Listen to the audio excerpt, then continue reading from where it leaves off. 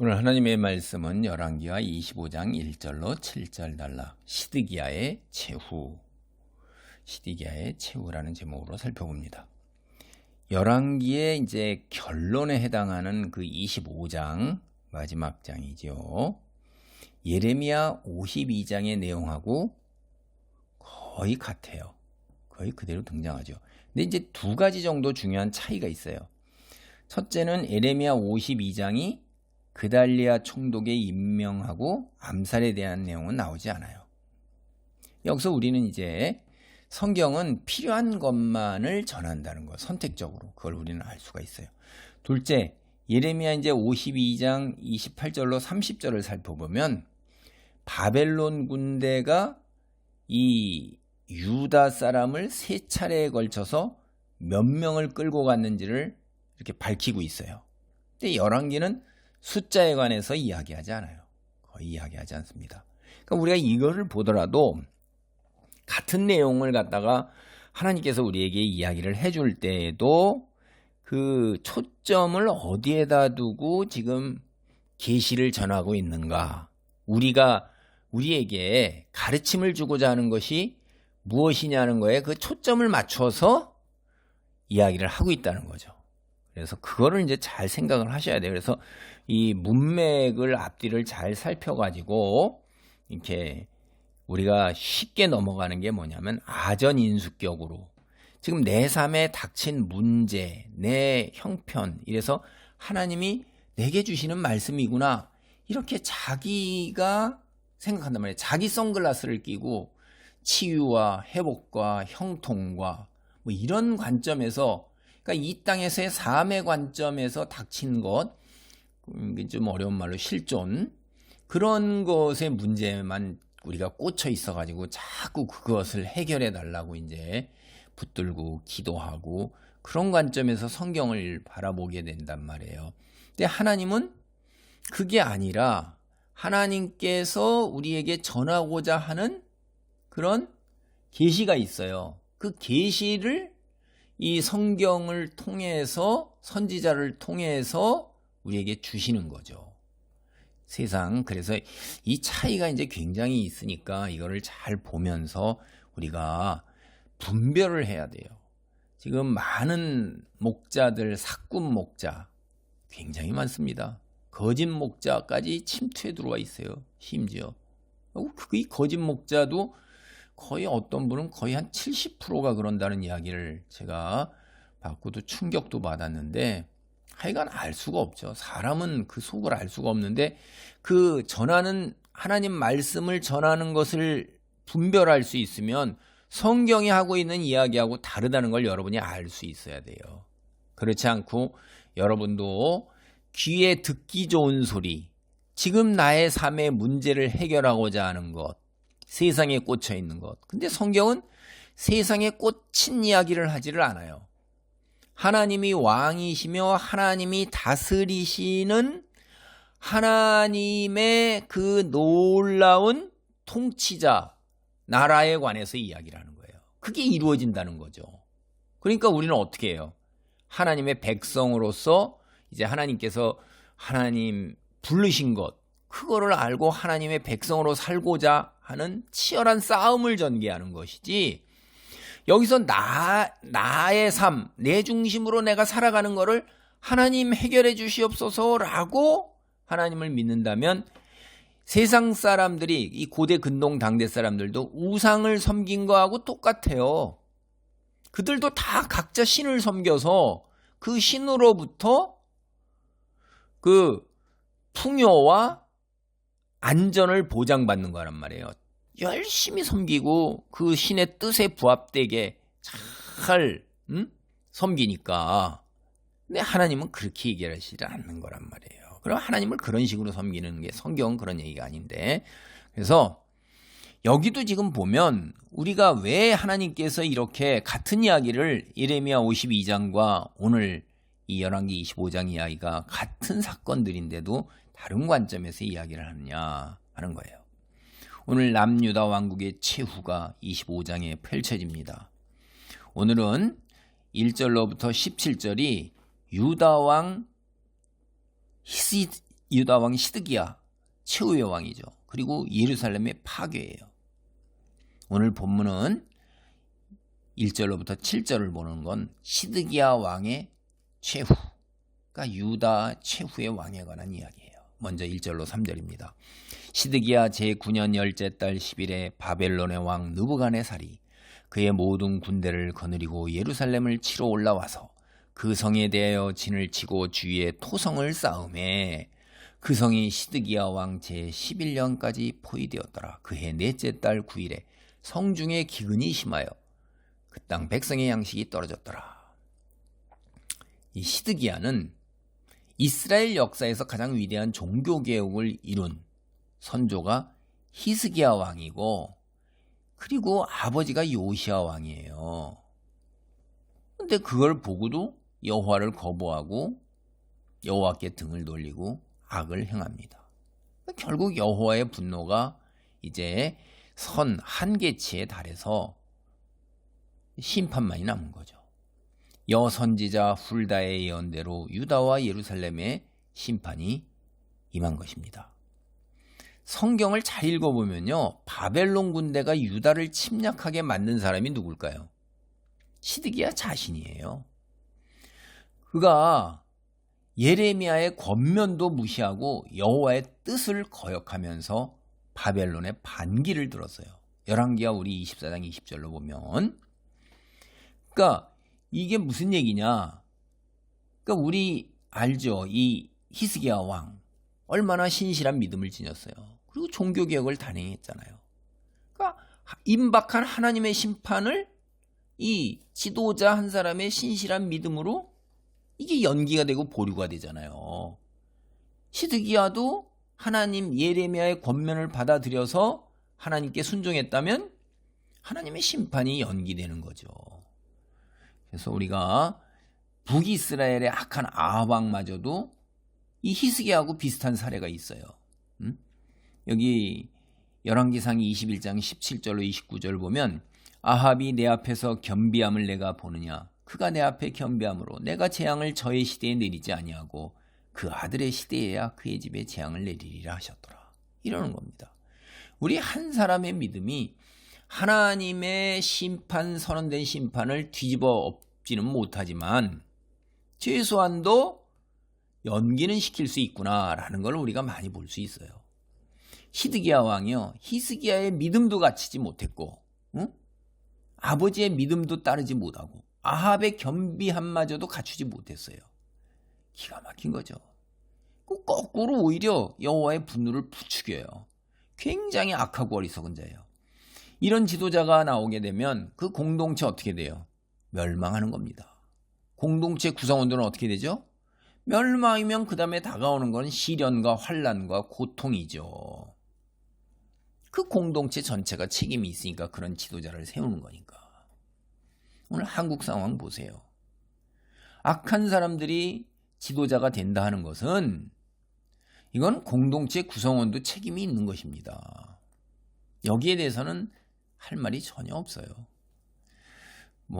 그 누가 지도자가 된다 할지라도 악한 것의 차이일 뿐이지, 이거는 우리 하나님의 백성들이 제대로 서지 못했기 때문에 지도자들이 이런 지경까지 간 것이고, 지도자들이 또 그렇게 하나님의 공의와 정의로부터 멀기 때문에 그 영향으로 백성들까지도 한 통속이 되는 거예요. 이럴 때 그 하나님을 믿는 하나님의 사람들과 그 하나님의 종들이 정의와 공의의 하나님 편에 선다면 소금과 빛의 역할을 해서 그 공동체가 생명을 유지할 텐데, 다 한 통속이면 그 고통, 시련, 환난, 하나님의 심판을 면하기 어렵습니다. 예레미야서를 보면요, 시드기야는 종종 예레미야 선지자의 조언을 구하는 거예요. 이게 또 되게 웃기는 거죠. 하나님께 악하기 짝이 없으면서도 마음 한편 구석에서는 뭔가 찜찜한 거예요. 왜? 여호와 하나님의 능력을 아는 거죠, 한편에선. 그래서 예레미야는 여호와의 뜻을 분명하게 말해 주어요. 그래도 예레미야와 같은 이런 선지자를 보낸 하나님 놀랍죠. 종말의 때가 가까울 때 선지자들이 딴 때에 보다도 더 많이 서너 명씩 나와서 활동을 해요, 같이. 굉장히 하나님께서는 굉장히 사람들을 향해서 한 명이라도 더 하나님께 돌아오고 등을 돌리기 위해서 계속해서 열심을 다해서 일을 하시는 거예요. 시드기야는 근데 듣기만 해요. 그리고 행동으로 옮기지가 않는 거예요. 이거 신약 시대에 똑같은 거예요. 신약 시대에 예수님 당대에도 세례 요한이 하는 말을 듣고서 막 그냥 희열을 느끼고 그러면서도 나중에 세례 요한을 죽여버리잖아요. 행동은 안 바뀌어요. 기가 막힌 거예요. 로마 총독도 뭐예요? 예수님 신문하면서 거기다가 예수님이 이스라엘의 왕이라는 얘기를 자기도 깨달으면서도 나는 여기에 죄가 없다고 손까지 씻으면서 너희와 너희 후손에게 돌려라 이렇게 하는데도 예수님을 따르지 않잖아요. 참 그러니까 지식적으로 아는 거하고 실제로 결단을 내려서 선택하고 실행에 옮기는 건 별개의 문제다라는 걸 제가 자꾸 깨닫습니다. 예레미야 37장 1절로 2절을 봅니다. 요시의 아들 시드기야가 여호야김의 아들 고니야의 뒤를 이어 왕이 되었으니 이는 바벨론의 느부갓네살 왕이 그를 유다 땅의 왕으로 삼음이었더라. 그와 그의 신하와 그의 땅 백성이 여호와께서 선지자 예레미야에게 하신 말씀을 듣지 아니하니라. 이거 왜 그래요, 시드기야가?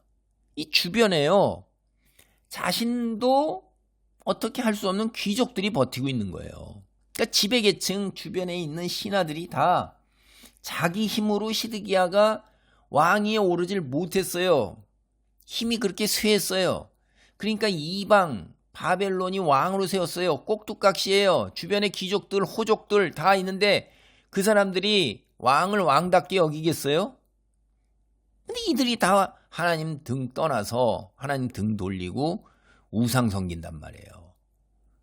그 뒤에 요시아나 히스기야는 그럼에도 불구하고 종교 개혁을 단행하고 산당을 없애버리고 이런 거예요. 자기 정권에 연연하지 않는 거예요. 시드기야는요, 예레미야 말을 듣고도 귀족들 권세, 자기 왕권 보전 이런 거에 선뜻 행동에 옮기지 못하는 거예요. 죽으면 죽으리라. 내가 다 잃어도 그리 아니하실지라도 이런 믿음이 있는 사람들이 이게 세상 속을 헤쳐나가는 좁은 길을 거둘 수 있는 것입니다. 세상에 있는 것들 붙들고 나의 형통, 내 명예, 내 권세, 사회적 위치 이런 거 붙들면 그걸로 거꾸러지는 거예요. 심지어 이 시드기야 보면요, 귀족들 시선 따돌리기 위해서 자신이 에레미야를 찾은 이유를 밝히지 말고 또 말을 다르게 하라. 내게 한 말 그거 그대로 전해주지 말라. 이렇게 하고 귀족들 몰래 예레미야를 만나요. 예레미야 38장 24절로 27절입니다. 시드기야가 예레미야에게 이르되 너는 이 말을 어느 사람에게도 알리지 말라. 그리하면 내가 죽지 아니하리라. 만일 고관들이 내가 너와 말하였다 함을 듣고 와서 내게 말하기를 네가 왕에게 말씀한 것을 우리에게 전하라. 우리에게 숨기지 말라. 그리하면 우리가 너를 죽이지 아니하리라. 또 왕이 내게 말씀한 것을 전하라 하거든 그들에게 대답하되 내가 왕 앞에 간구하기를 나를 요나단의 집으로 되돌려 보내지 마소서. 그리하여 거기서 죽지 않게 하옵소서 하였다 하니라.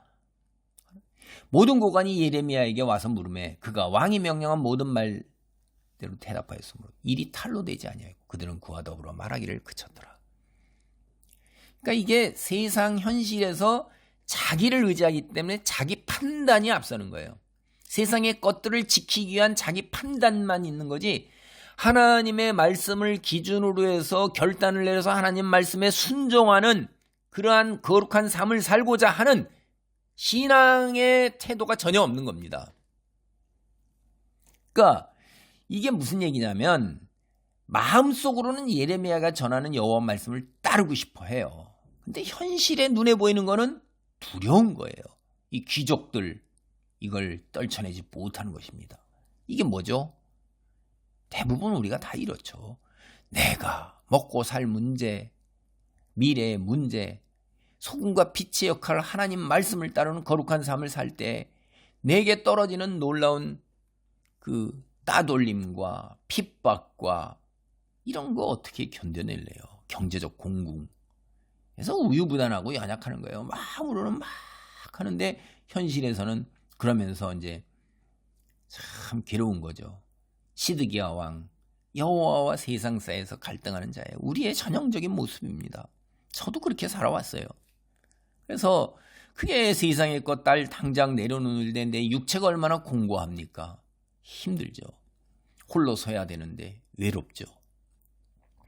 경제적으로도 어렵죠. 인간관계 홀로 서는 게 참 어려운 겁니다. 하나님만을 바라봐야 되는 것이. 말씀이 성경을 읽어보면 그러지 아니한데 그걸 금방 분별할 수가 있어요. 사기꾼이 너무나 많아요. 하나님 맞지에서 대부분 다 돈을, 노동력을 그런 거를 갖다가 갈취하는 거예요. 착취하고 강탈하는 건데 그걸 몰라요. 그렇게 어리석은 거죠. 시드기야가 반역하자 이제 바벨론 왕 느부갓네살이 군대를 이끌고 유다를 징계하러 왔어요. 이때가 이제 시드기야가 왕에 오른 9년째 되는 해의 10째 달이에요. 아주 정확하게 날짜까지 나오잖아요. 즉위 9년 10째 달 10일. 오늘날 달력으로 하면 587년 1월입니다. 바벨론군은 천연적 요새 예루살렘 주변에 이게 절벽같이 된 데에 이게 참 어렵습니다. 더군다나 또 이렇게 성 안에 샘물까지 끌어왔잖아요. 기온 샘물까지. 그래서 여기 영화나 이런 드라마 보면 이럴 때 우리 저쪽도 그러고 그러면 성 밖에다 성 높이 되는 토성을 쌓아요. 계속해서 1년이고 2년이고 3년이고 걸려서. 그래서 토성, 동산을 만드는 거죠. 동산을 만들어서 그 위에다가 이제 온갖 무기, 그런 거 영화 보시면 드라마 보시면 나오잖아요. 돌이 날아가는 거, 투석기 같은 거. 갖가지 무기를 배치해서 계속해서 때리면 결국 성이 무너지는 거잖아요. 그러니까 이제 시드기야 11년 넷째 달 586년 기원전 7월에 이르러서는 성 안에 이제 모든 식량이 바닥이 난 거예요. 먹을 게 없는 거죠. 농사를 못 짓고 그랬으니까 그 안에. 그 다음에 기근까지도 들었어요. 하나님께서 하시는 일이잖아요. 비를 주관하시는 여호와께서 유다 백성을 돕지 않으십니다. 하나님께서 바벨론 군대를 불러서 이방을 심판의 도구로 썼는데 그게 뭐 비가 하나님께서 비를 내려주시겠어요? 그래서 유다는요 바벨론을 향해 아무 힘도 쓸 수가 없어요. 사실 이게 제가 지금 말씀드린 것처럼 바벨론을 하나님께서 이끌어 오셨잖아요. 그러니까 유다는 누구를 향해서 싸우는 거예요? 하나님 여호와를 대항해서 싸우고 있는 거예요. 어떻게 피조물 주제의 창조주 여호와를, 그분이 다스리는 왕이신데 왕을 대항해서 이길 사람이 누가 있겠어요? 바벨론의 공격이 이제 시작되자 그렇게 기세당당해 보이고 무너지지 않을 것 같은 예루살렘 성벽이 4절을 보면 허무하게 무너져 내려요. 포위한 지 18개월 만에 그냥 무너져 내린 것입니다.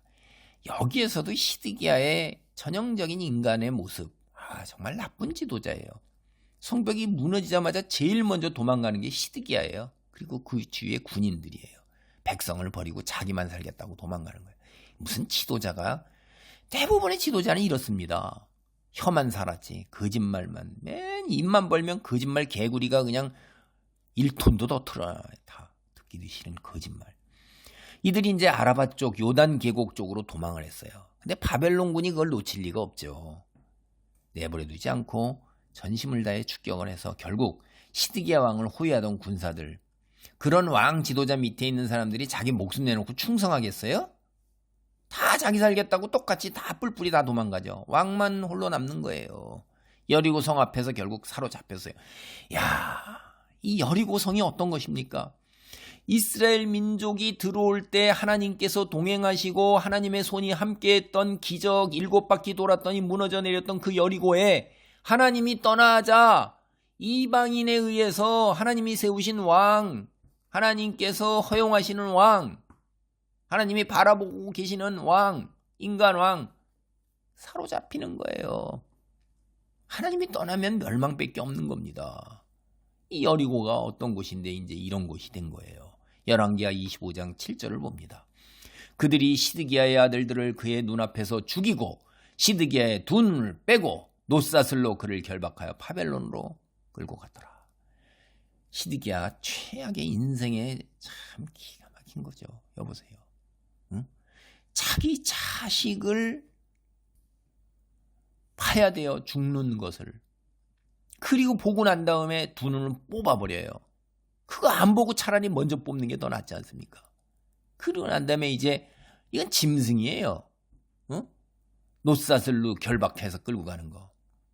이때는 막 그냥 이 갈구리로 코를 꿰고 이 주둥이 입을 꿰가지고서 그냥 끌고 갔어요. 철사로 묶고 노사슬로 묶어가지고 빨가벗겨가지고. 인간이 아니죠. 죽는 게 훨씬 더 나을 수 있는 그런 겁니다.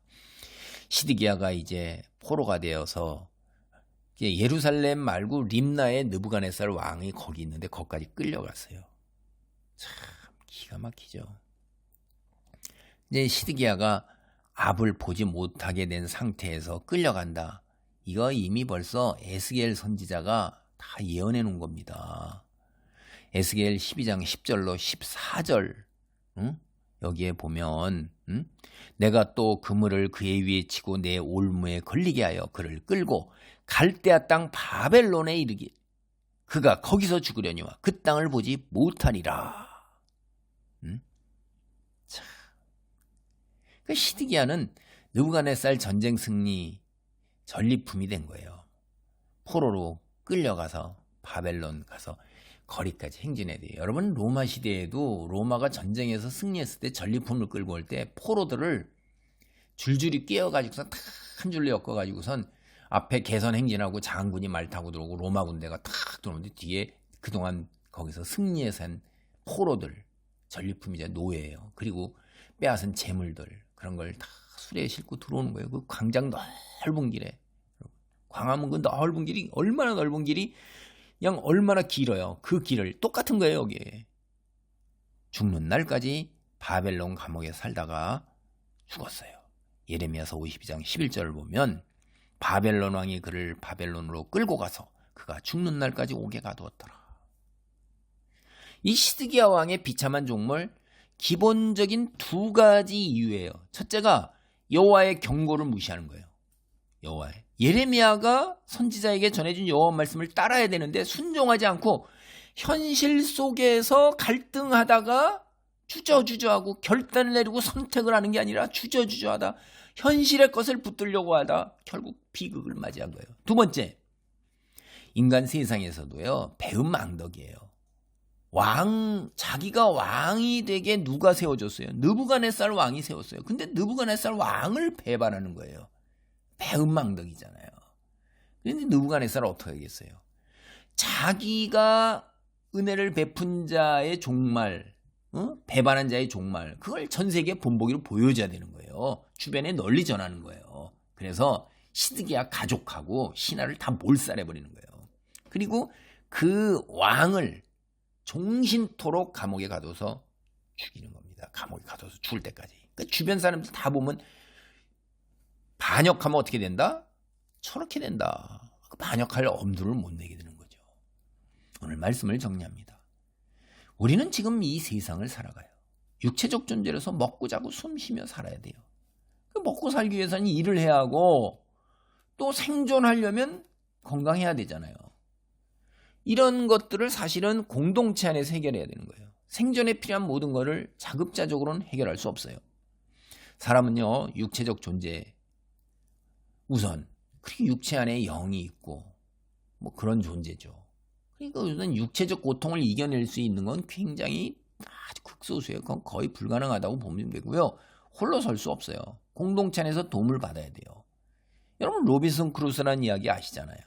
그 사람이 거기서 홀로 생존했을 때도 노예가 있었고 노예로 하다 도망쳐온 흑인이 있었고 그리고 다 온갖 도구나 뭐 이런 건 다 공동체에서 이미 가져온 거잖아요. 그리고 우리가 지금껏 살아왔는데 여러분이 혼자서 농사져서 다 혼자 두 발로 걸어가지고선 옷도 만들고 그렇게 살아요? 아니잖아요. 우리는 그 경험으로 그냥 알아요. 공동체 안에서 머물러 사는 게 근데 실질적으로 어렵습니다. 얘가 이제 몇 가지만 얘기하면 이게 문화적 압력이 오잖아요. 세상 풍조를 거슬릴 수 있어요. 가치관을 거슬릴 수 있어야 돼요. 그거 거슬려면 홀로 써야 됩니다. 좁은 길이에요. 그 다음에 이제 사람들과의 관계에서 오는 압력. 이 어린애들도 또래 집단의 압력. 이거 거슬리기가 굉장히 어려운 거예요. 또 홀로 써야 돼요. 그러니까 삶의 질, 내가 여기서 존재하고 삶에 살아갈 때, 공동체 안에 머무를 때 이런 압력들을 따라가면 편하게 살다 가는 거고요.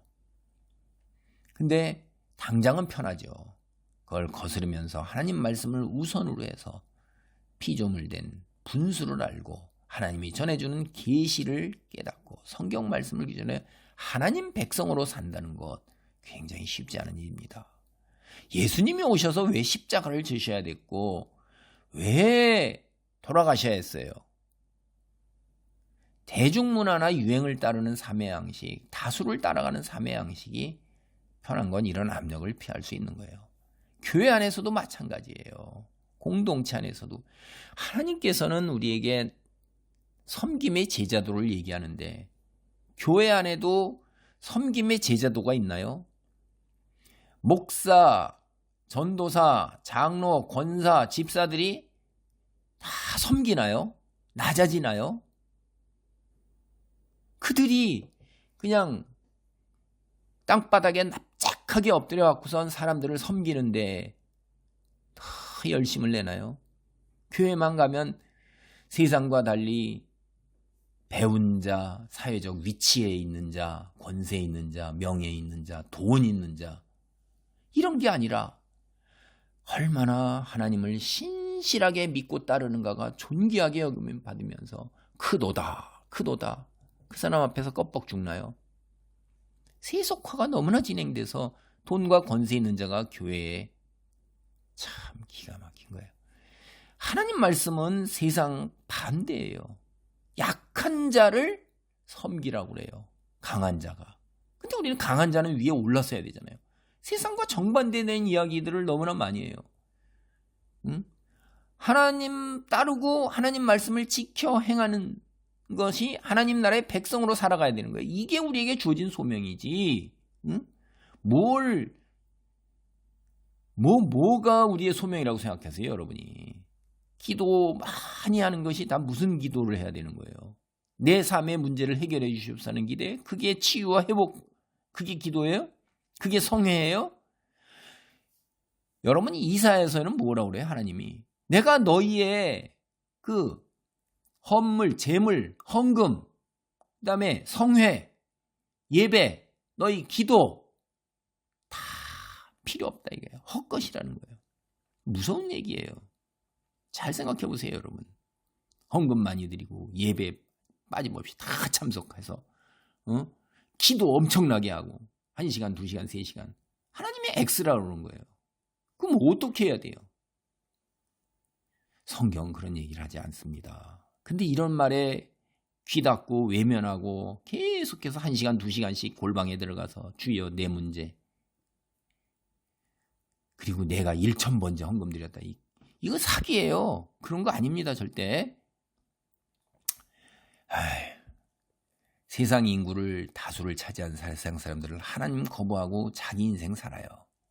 그런 게 오늘날 나오는 욜로, 까르페디엠, 죽기 전에 해야 할 일 10가지, 뭐 버킷리스트 이런 거 다 자기중심적 자기 인생을 살고자 하는 거예요. 젊어서 시간과 돈에 쫓겨하지 못했던 여행이나 트레킹 뭐 이런 거, 그리고 뭐 여행, 독서, 저술, 취미활동 이런 거에 몰두하라. 모두가 자기가 삶의 주인, 죽기 전에 하는 거 죽으면 다 끝난다고. 죽으면 끝나요? 안 끝납니다. 세상 풍조는요, 사람들에게 하나님을 거부하고 자기가 삶의 주인이라는 관점에 젖어 살게 만들어요. 근데 성경은 우리 생명은 하나님으로 비롯된 거예요. 하나님의 임재를 떠나서는 멸망뿐이라고 가르쳐요. 사탄은 우리가 이 세상에서 누리고 갖고 싶어하는 모든 것, 그것이 하나님의 임재에서 다 우리에게 열매 맺어지고 우리가 누리게 된다는 걸 깨닫지 못하게 만드는 거예요. 믿지도 못하게 만드는 거예요. 그래서 내 힘으로 그걸 이루어가라. 수단 방법 가리지 말고 이루어가라는 거예요. 죽으면 끝난다. 성경 그렇게 얘기하잖아요. 유다왕 시드기야 세상 풍조를 따르는 이런 관점에서 갈등했던 것입니다. 여호와 말씀을 믿고 따를 것인가? 현실적 관점에서 이방 우상을 섬기는 고관들을 따르고 자기 왕위를 보존할 것인가? 갈등하다가 하나님에 대한 믿음보다 눈앞에 보이는 현실을 선택한 거예요. 결국 모두가 다 멸망하는 비극을 맞이한 거예요. 지금 당장 내게 닥친 눈앞의 현실을 무시하고 하나님을 믿는 믿음, 미래에 대한 소망을 바라보는 현실의 고난을 기꺼이 감수하는 것, 이건 어려운 결단과 선택의 문제예요. 믿음을 토대로 한 결단과 선택, 이거 없이는 불가능한 것입니다. 우리는 아직 도래하지 않은 미래에 관해 알 능력이 없어요. 우리에게 주어진 자유지에 따른 선택은 하나님 말씀대로 이루어질 것을 믿고 순종하느냐, 혹은 내 이성을 믿고 내 판단을 믿고 선택하느냐, 이 두 가지 중에 하나 외에는 달리 방도가 없습니다. 에스겔서 11장 19절을 보세요. 종말에 하나님께서 우리 가운데 성령을 보내주시고 우리를 하나님의 백성 되게 하신다 하셨습니다. 예수님께서 우리에서 십자가의 길로 십자가 순환을 통해 그 길을 마련하셨어요. 또 복음서를 보면 예수님께서도 우리에게 성령을 보내주신다 하셨어요.